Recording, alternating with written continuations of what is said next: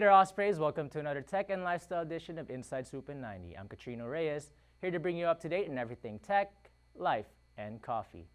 Hello, Ospreys, and welcome to this week's edition of Swoop Scoop. I'm Katrino Reyes. And Hey there, Ospreys. Welcome to another sports edition of Inside Swoop in 90. I'm Katrino Reyes, here at Kilwins for National Peach Ice Cream Day. And now for this edition of Katrino's Cup, iced coffee and cold brew are the coffee drinker's lifesaver on a hot summer's day. Although they are both called cold coffee drinks, there is actually a significant difference between the two. Hello and welcome to Inside Jacksonville, a production of the University of North Florida School of Communication and the CW17. A prisoner receiving medical help at a hospital in St. Louis, Missouri was able to escape by just simply walking out. 45-year-old Tommy Wayne Boyd was last seen by hospital staff around 4 a.m. Surveillance shows Boyd exiting the hospital on foot just a few minutes later. USAPL not only welcomes pool players, but also anyone who wants to start playing pool. Hey there, Ospreys. Welcome to another tech and lifestyle edition of Inside Swoop in 90. I'm Katrino Reyes, here at the St. John's Town Center with this beautiful tree right behind me, bringing you up to date on everything tech, life, and coffee. First up, on Monday, Google just faced a second major U.S. antitrust trial within just 2 months. Fortnite maker Epic Games is accused of Google of bullying and blocking its competition from its Android app store through bribing. The lawsuit, which the video game making company filed against Google, also alleges that Google has established an illegal monopoly on Android apps to boost commission profits between 15 and 30%.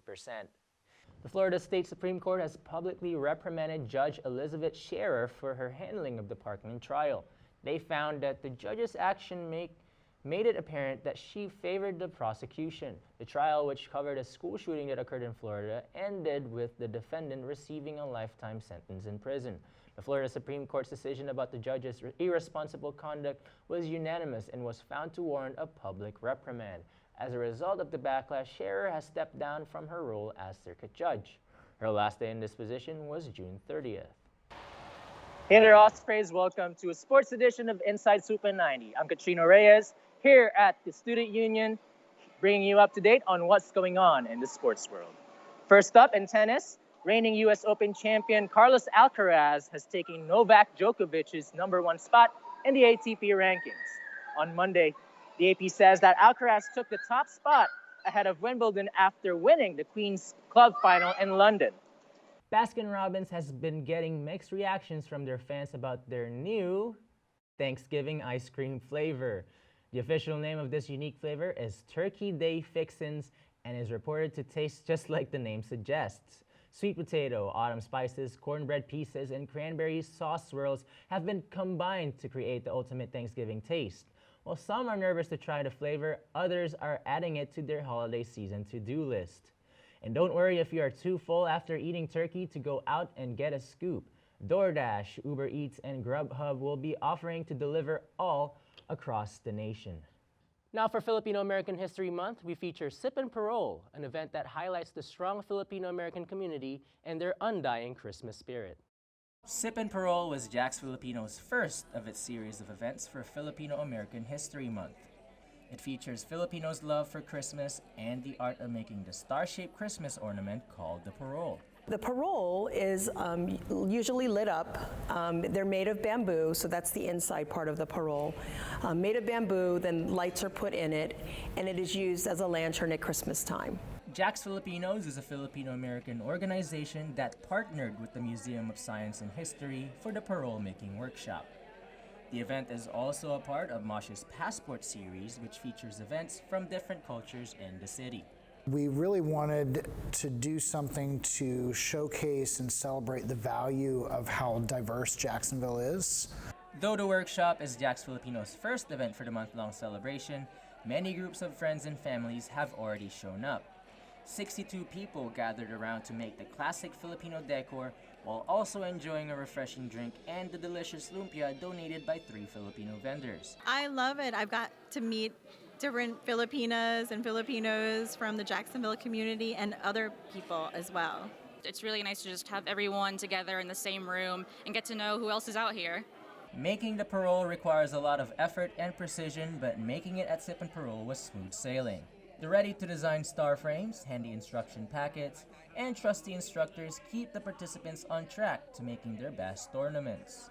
The parol is an important part of Christmas in the Philippines. From the cutest small ornaments to the largest ones that can light up the night sky, the parol symbolizes the Filipino Christmas spirit.